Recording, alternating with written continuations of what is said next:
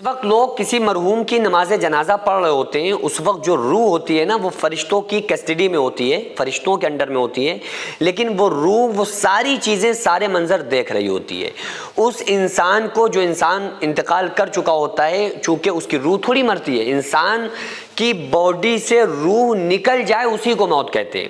روح نہیں مرتی ہے انسان کی، روح جو روح ہے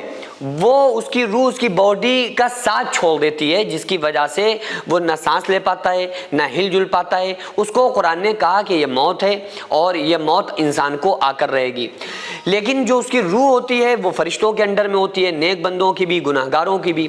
تو وہ سارے وہ منظر دیکھ رہی ہوتی ہے، وہ روح دیکھ رہی ہوتی ہے کہ یہ ہمارے جنازے کے ساتھ، ہماری باڈی کے ساتھ کیا کیا جا رہا ہے۔ جب نہلایا جاتا ہے، دھلایا جاتا ہے، کفنایا جاتا ہے، دفنایا جاتا ہے، نماز جنازہ پڑھی جاتی ہے، یہاں تک کہ وہ جو روح ہوتی ہے نا، تو جب لوگ جنازے کی نماز پڑھ رہے ہوتے ہیں تو وہ روح کہتی ہے، زبان قلب سے کہتی ہے، یہ میں حدیث پاک کا اور قرآن کا مفہوم آپ کو بتا رہا ہوں، تو وہ روح یہی کہنے کی کوشش کرتی ہے، بلکہ کہتی ہے، جو نیک روح ہوتی ہے وہ کہتی ہے کہ اے میرا جنازہ اٹھانے والوں، اے میری نماز جنازہ پڑھنے والوں، جلدی لے کر چلو، مجھے دیر نہ کرو، مجھے جلد سے جلد چلو اور میرے اصلی ٹھکانے میں قبر کے اندر پہنچا دو۔ چونکہ اسے پتا ہوتا ہے کہ جو قبر ہے وہاں اس کے لیے وہ سجائی جا چکی ہے، کیونکہ موت پہ اس کو یہ اطلاع مل جاتی ہے، فرشتے دیتے ہیں کہ تمہارے لیے قبر سجائی جا چکی ہے، تمہارے چلنے سے اللہ بہت خوش ہے، تمہارا چلنا مبارک ہو، فرشتے مبارکباد پیش کرتے ہیں۔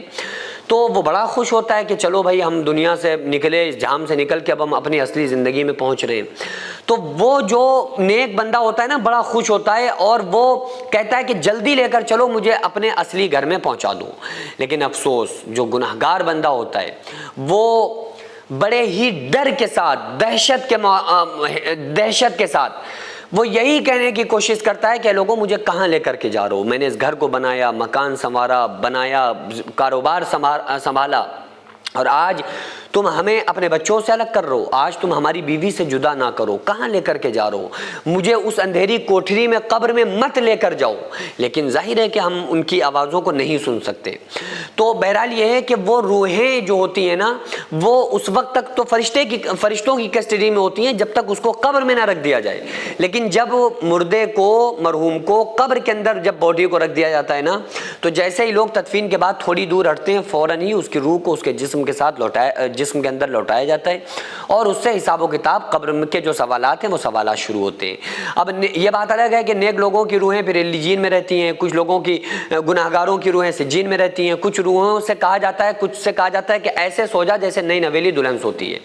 بہرحال بندہ نیک ہو یا گناہگار ہو، لیکن اس کی روح چاہے علیین میں رہے یا سجین میں رہے، لیکن اس کی روح کا تعلق اس کی باڈی کے ساتھ، اس کے جسم کے ساتھ ضرور رہتا ہے، کیونکہ جب قبر پہ جاتے ہیں، سلام کرتے ہیں، تو وہ مرحوم ہمارے سلام کو سنتا ہے۔